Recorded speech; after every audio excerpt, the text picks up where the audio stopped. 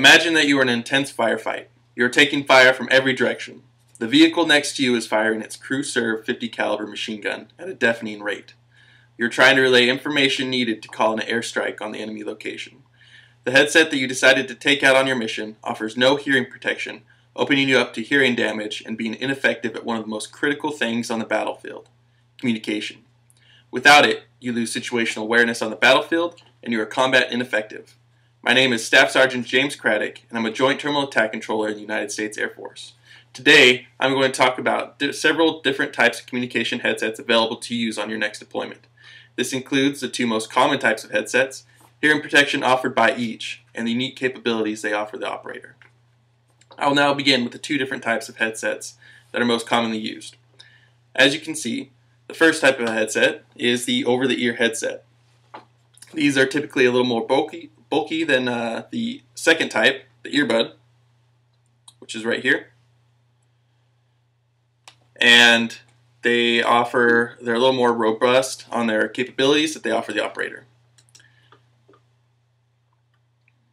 Now that you know the two different types of headsets, I will talk about the hearing protection offered by each. Alright. Over-the-ear headsets will typically come with a noise canceling capability to stop the sounds that reach a certain decibel. Here on the headsets, there's two buttons that you can push to turn it on, and then those buttons act as the volume up and the volume down buttons. Once you have them on, they will cancel out noises around you that reach a certain decibel, making sure that they don't transmit how loud the sound is on the outside to how loud it will be on the inside. It will make sure to cut that off and keep you safe. According to my first source, hearinghealthfoundation.org, 60% of deployed personnel have noise-induced hearing loss. And I believe it's one of the facts that people don't think of when they think of people going into a battlefield. Hearing loss is probably not the first thing that comes to mind with getting hurt, but obviously with over 60% people getting hurt by hearing loss, that's a pretty big number. Alright, earbud headsets offer less hearing protection, but can be used with earplugs to be more effective. As you can see on this earbud here, it's got a little rubber piece that does look like a earplug. So you'd insert that into your right side, in this case my right side. And as you can see from just looking at me, this ear has completely no hearing protection whatsoever. So you would take that earplug and stick it in this side of the ear and allow you to have that hearing protection. Also, these can be paired up with other earplugs like the Surefire ones and some of the nicer, more expensive ones, to where you can just take this rubber piece off and then insert the earplug onto it and then use that. And typically this is the better way to go. It does offer a little more hearing protection, and it does fit in your ear a lot easier. According to my second source, etymodic.com, a gunshot higher than 128 decibels can leave you at risk for any period without maximum hearing protection. And obviously, if you just have one of these in, like a lot of the people that I've seen, it does not offer you that hearing protection that is maximum, leaving you susceptible to some type of hearing loss or hearing damage from gunshots.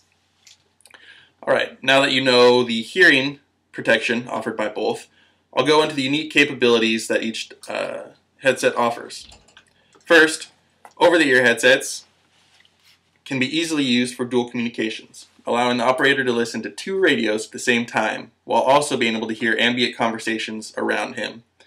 So, what this means is that on this side of the headset, I could be hearing the jets that are overhead and that I'm trying to coordinate with. On this part of the headset, I can be hearing the Army guys on the ground, making sure that I know where they're going and what they're planning on doing. Also, if somebody comes up and tries to talk to me, I can also hear them because there's a mic on these right here that brings in the ambient sound and lets me hear that as well over top of both those conversations.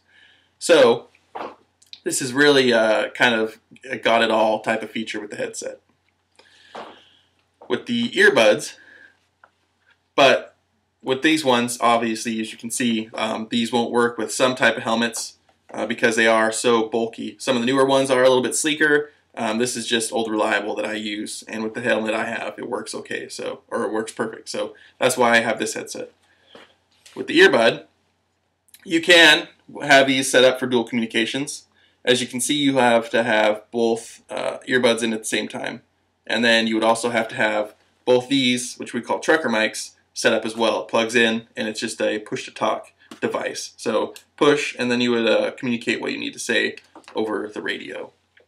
As you can see, this one does have one of those as well. On this side, there's two buttons here, one for left ear, one for right ear. And so if I need to talk to the jets, if I need to talk to the guys on the ground. So it's pretty easy setup, and if you're going to be doing really a lot of communications like my job has me do, then this probably be your best choice.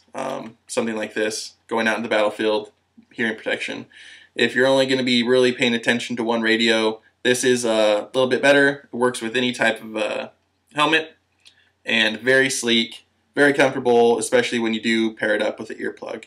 So easy. Then you'd want to also have another earplug on this side as well to make sure to keep that hearing protection. So now that you have a better understanding of the headsets available, I'll summarize what I went over.